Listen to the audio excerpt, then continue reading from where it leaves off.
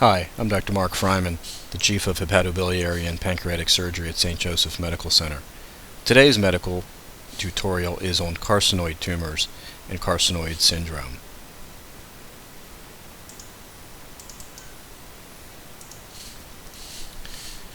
Carcinoid tumors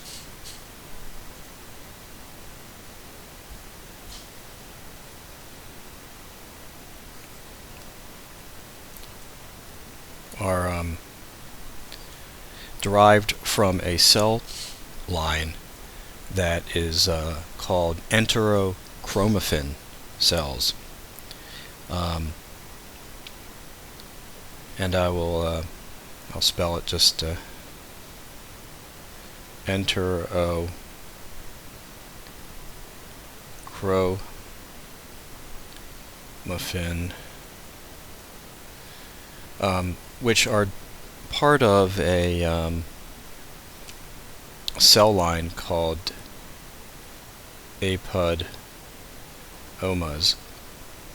And I put it up here if anybody wants to do further research. At least they have the correct spelling. And this cell line is called amine precursor uptake and decarboxylation. So they're specialized cells that essentially make a set of hormones that we're going to talk about in a little bit.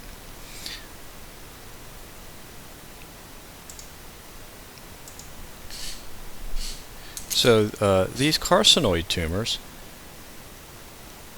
are very interesting tumors because they do make hormones that are part of this apodoma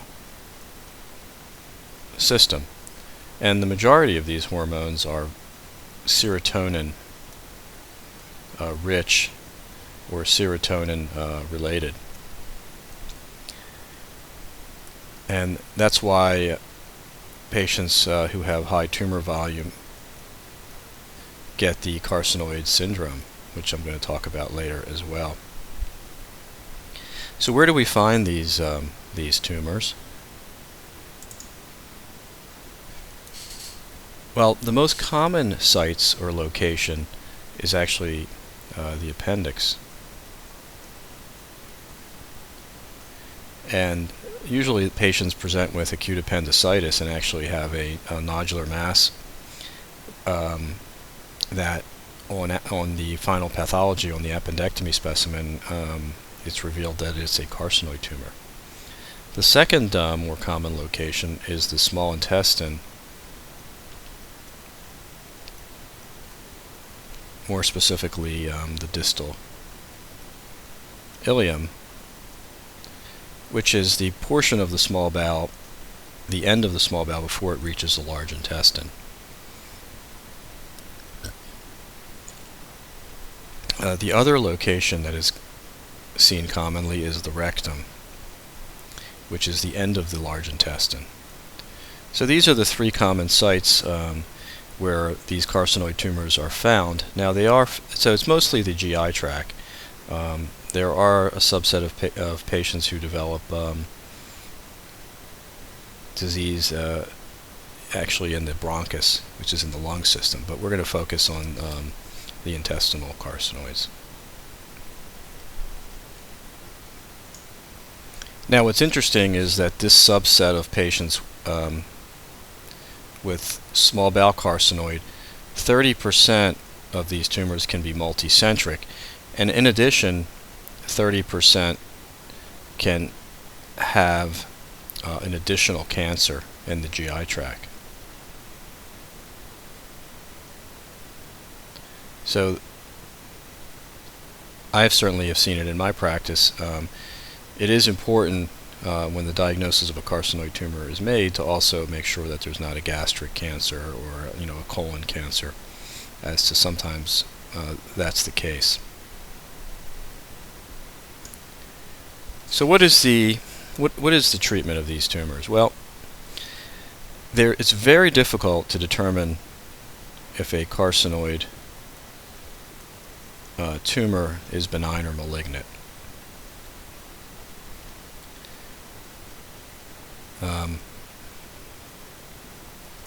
pathologists, when they look under the microscope, a lot of times the cells are bland, and what has been identified is that the size of the tumor actually correlates with malignant potential. And the rule of thumb is that tumors that are less than 1 centimeter have a less than 50% chance of being malignant, whereas tumors that are closer to 2 centimeters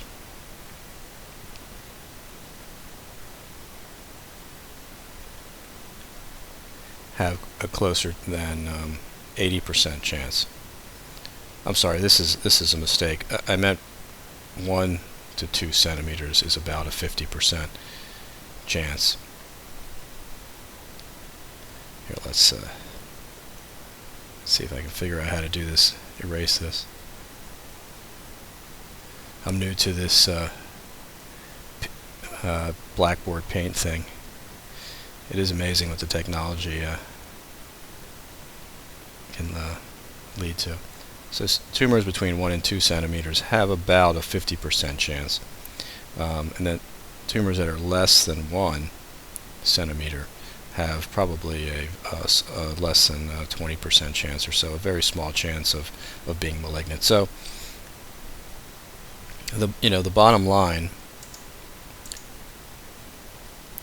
So the bottom line is if a tumor is less than 1 centimeter, nothing.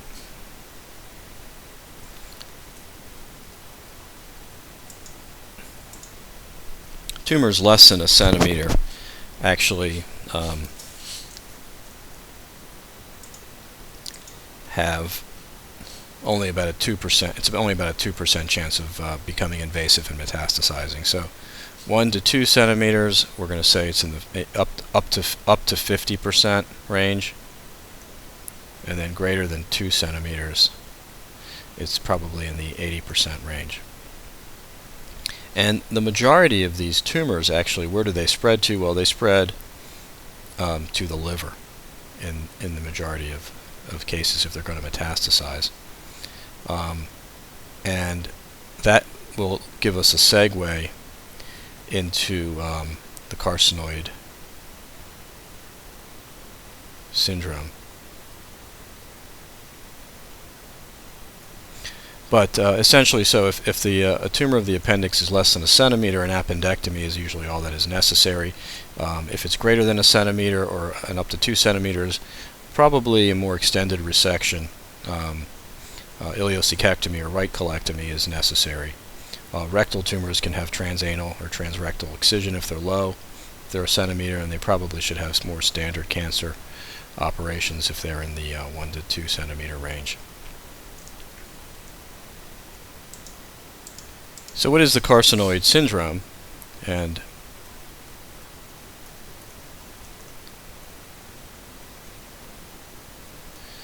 because these tumors make these serotonin, like hormones, it's actually the secretion of these hormones that causes patients to have devastating symptoms of carcinoid syndrome. And the symptoms that are classically described are what's called intense flushing, usually of the face,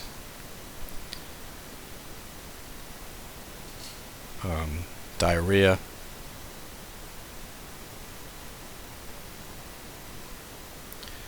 bronchospasm,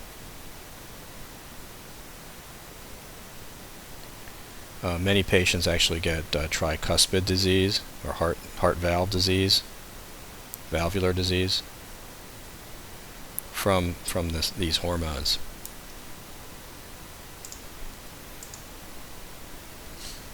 And what is interesting is that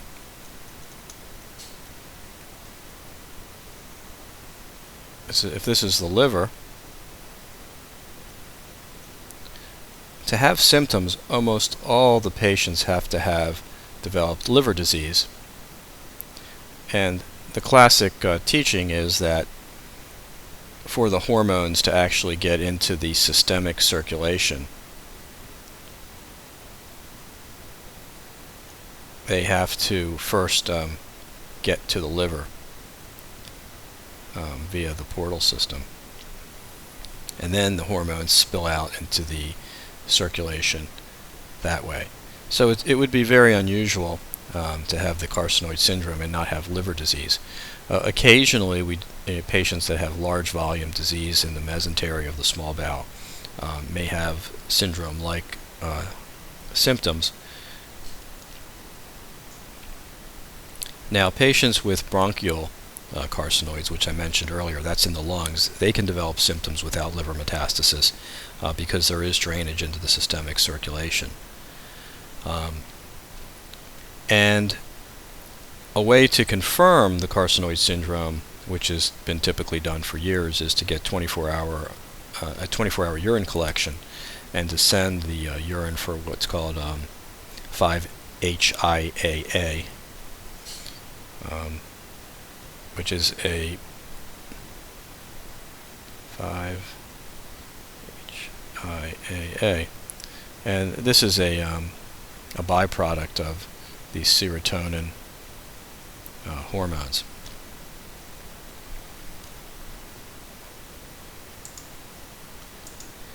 So how do we treat patients with carcinoid syndrome who have liver disease?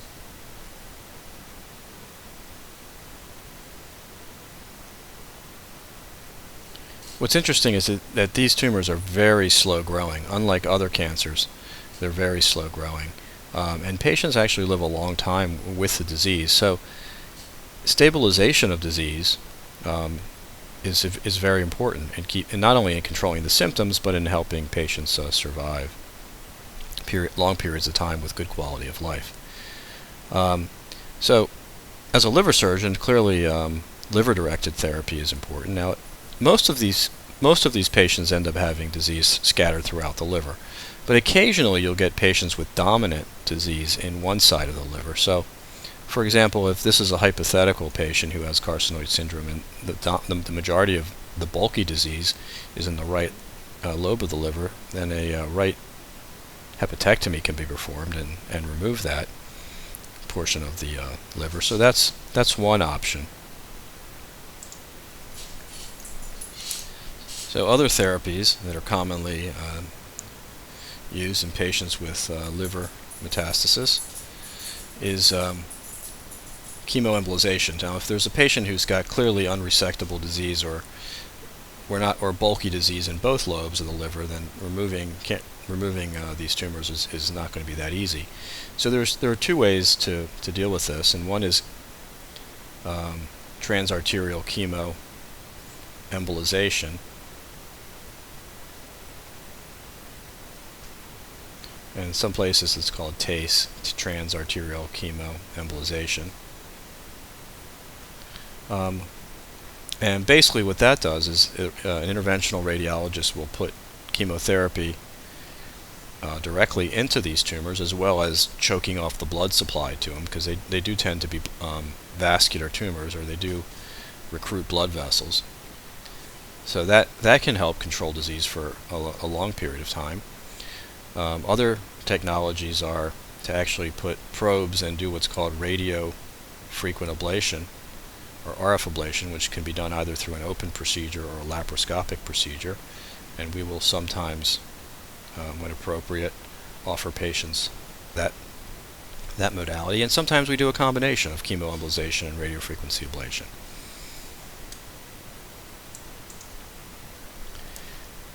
And then ultimately, a less frequent modality to treat these patients who have diffuse disease is orthotopic liver transplantation.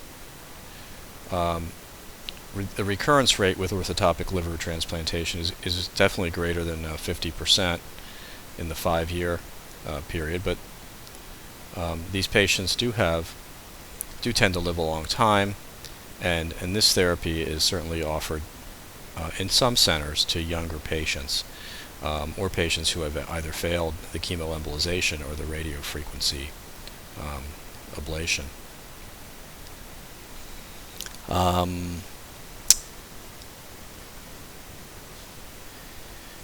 Please feel free to visit my website at www.liverpancreascancer.com if you need more information on the management of carcinoid tumors and the carcinoid syndrome. I thank you for listening.